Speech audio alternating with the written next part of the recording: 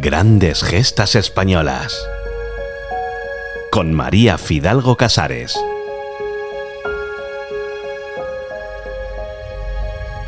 Era marzo de 1526. Sevilla brillaba rutilante. El comercio con las Indias había transformado su fisonomía. En el puerto se trabajaba sin descanso.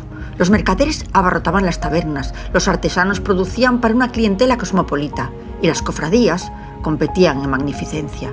Sevilla era, en palabras de un cronista, un corazón palpitante de la monarquía hispánica. En ese escenario vibrante, la ciudad se preparaba para una boda. Una boda entre primos hermanos, al ser ambos nietos de los reyes católicos.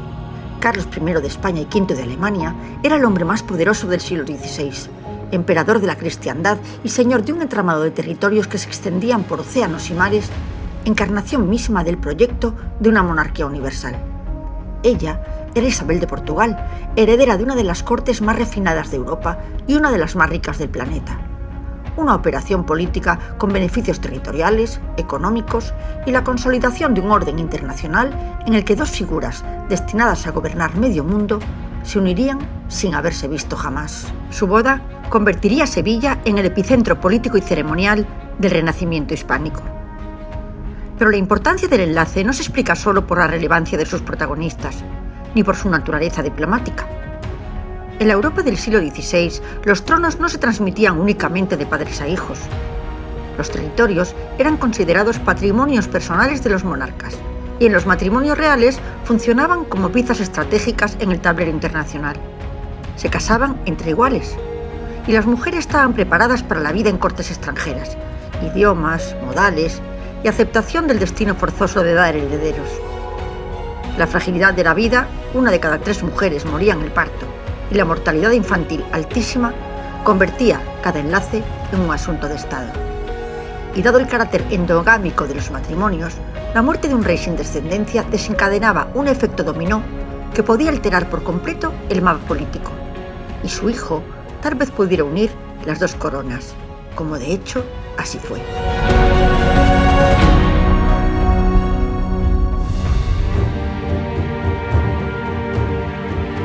La unión entre Carlos e Isabel no nació del afecto. Carlos había nacido en Gante, educado en Flandes, y había recibido el trono muy joven. La temprana muerte de su padre, Felipe el Hermoso, lo convirtió en heredero de la corona austríaca, con territorios en el norte de Europa, y lo situó en la senda de ser proclamado emperador.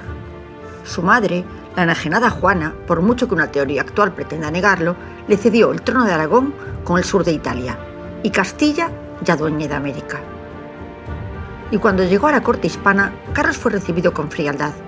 Llegaba como un extranjero, y tenía un enemigo que en realidad no lo era, pues siempre le fue leal, pero en el que muchos veían al candidato perfecto para sustituirlo, su hermano Fernando, educado por Fernando el Católico. La historia ha cuestionado sus primeras decisiones, rodearse de nobles extranjeros con los que se había criado y otorgarles cargos y prebendas. Pero en cierto modo era comprensible, no hablaba el idioma, desconocía los usos de una corte tan distinta a la de Gante y se encontró con un entorno hostil. Necesitaba sentirse seguro. Sin embargo, aquello, unido a su empeño en ser nombrado emperador, con los impuestos que aquello implicaba, generó una profunda desafección en todas las capas sociales, desde el clero hasta el pueblo llano. Esta tensión acabó desembocando en la revuelta de los comuneros, una revuelta tergiversada en distintas épocas, y convertidos en unos proto-republicanos que jamás fueron. Y el error llegó al extremo de que durante la Segunda República Española, por esta condición, se incorporó a la bandera el color de su pendón. Y fue además un doble error, pues creyeron que era morado y era carmesí. Pero aunque Carlos los venció en Villalar, comprendió que parte de sus reivindicaciones eran justas. Por ello, fue clemente y otorgó el perdón generalizado a los 2000 apresados, y ordenó que su vinculación comunera no contara para los castellanos, y solo los cabecillas fueron ejecutados. Y hoy dan nombre a las principales calles de Madrid. Solo Acuña, pese a haber saqueado iglesias y asesinar a su carcelero, se libró por ser clérigo.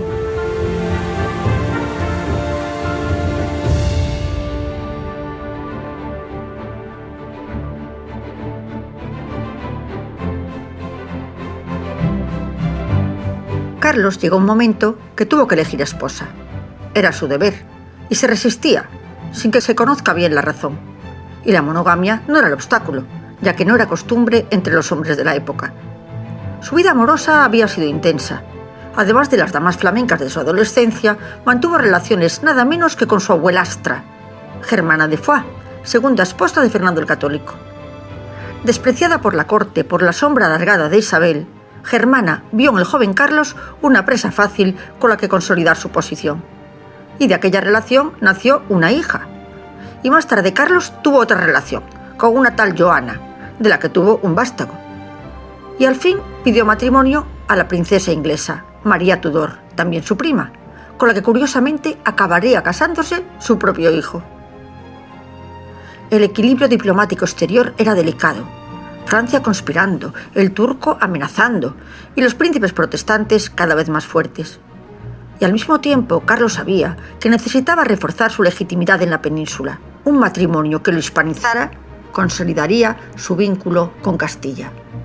Y la elección no podía ser otra: Isabel de Portugal, hija de Manuel I el Afortunado y de María de Aragón, la princesa más hispana del orbe, la candidata perfecta. Ella había sido educada para ser reina. Es más, su madre al morir ordenó que sus hijas solo se casasen con reyes, o si no, que profesasen como religiosas. Además, la dote de Isabel era la más alta jamás ofrecida en corte alguna, propia de una nación enriquecida por el comercio de las especias y dueña de factorías desde África hasta la India. Entre otras razones, eso le decidió. Y ella tenía 22 años, edad muy tardía entonces. Parece que lo estuvo esperando desde que nació.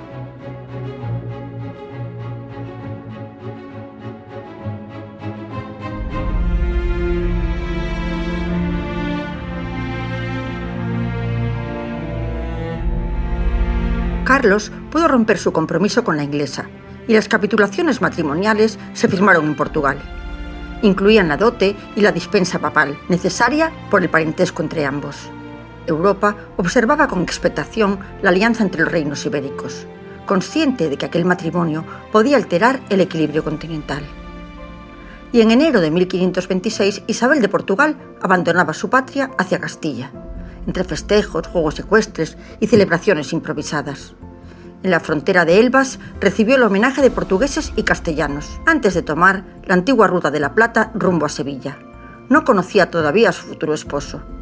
Y todo hacía pensar en un matrimonio correcto, distante, estrictamente político.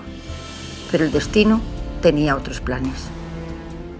El 3 de marzo de 1526, Isabel entraba en Sevilla como se entra en la historia.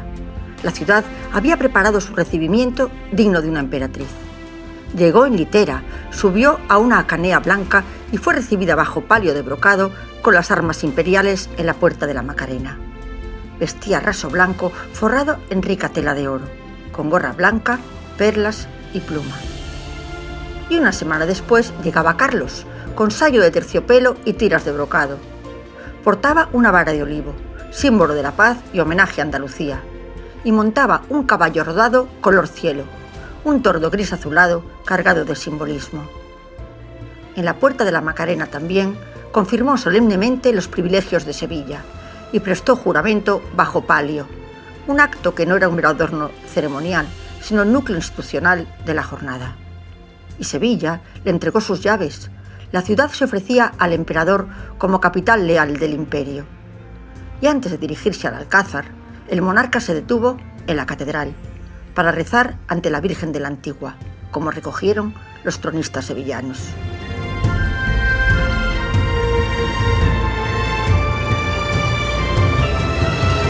La ciudad se transformó en un gigantesco escenario renacentista.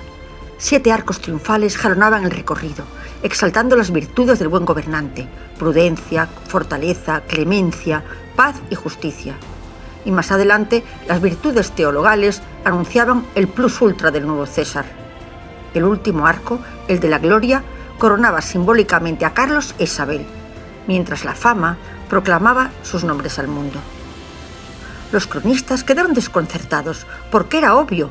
Entre los novios que no se conocían hasta entonces había surgido una atracción inmediata. Y así, un testigo escribió: «Entre los novios hay mucho contentamiento. Aunque todo el mundo está presente, no ven a nadie. Ambos hablan y ríen, que nunca hacían otra cosa. Y no era raro, ella lo tenía todo, culta, inteligente, y dicen que la más bella de su tiempo y de todas las reinas que vinieron después. El matrimonio de Estado se convirtió contra todo pronóstico, aunque suene cursi, en enamoramiento. Ni siquiera esperaron a completar el ceremonial. El 11 de marzo de 1526, en Real Alcázar de Sevilla, se celebró la boda rápida y sencilla. La solemnidad vendría después, y Sevilla vivió semanas de esplendor, justas, torneos, desfiles de trajes, espectáculos ecuestres y festejos populares. El propio emperador participó como caballero para deleite del pueblo.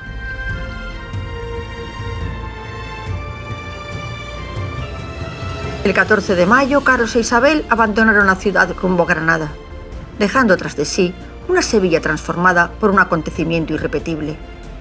Allí, en la Alhambra, vivieron algo poco frecuente en la vida de los poderosos: descanso, intimidad y descubrimiento mutuo. Fueron meses de conversaciones y miradas compartidas.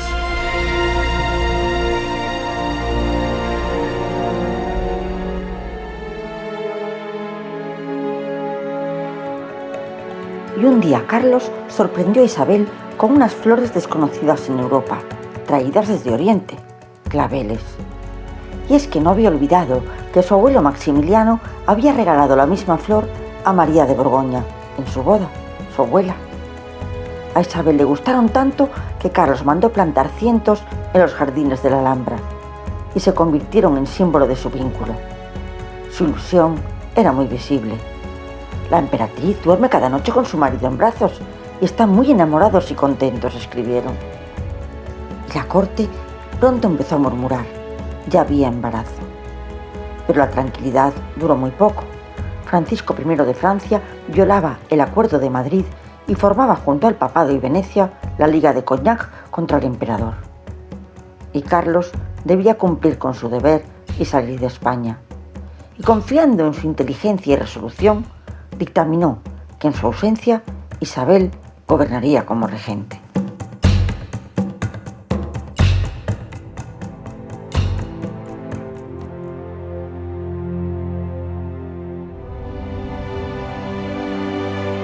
Isabel, a lo largo de 13 años de matrimonio, asumiría la regencia nada menos que en 5 ocasiones.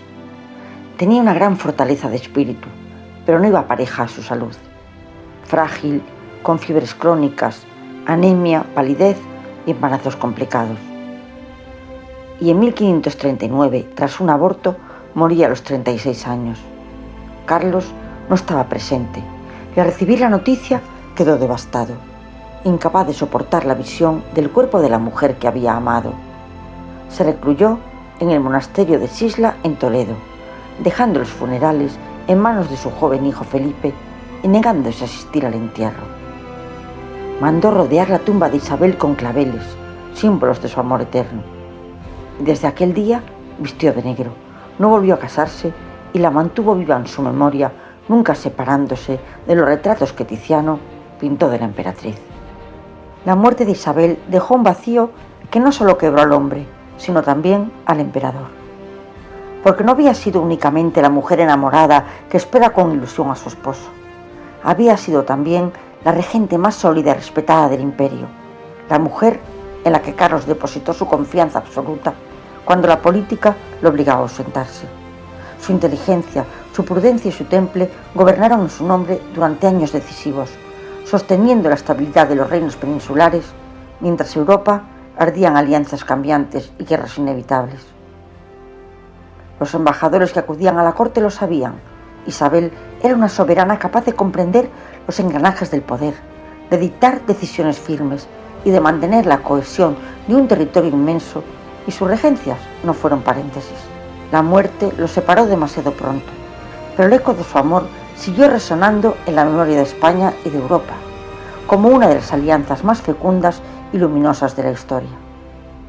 E Isabel daría al emperador su mejor legado, porque de aquel amor inesperado, nacido en Sevilla y afirmado en los jardines de la Alhambra, nació Felipe, que uniría la corona lusa e hispánica. El futuro Felipe II sería el monarca más poderoso del planeta, uniría las posesiones de ambos como señor de un imperio en 5 continentes donde no se ponía el sol.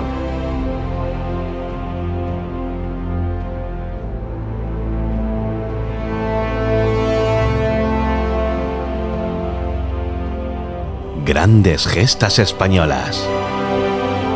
Con María Fidalgo Casares.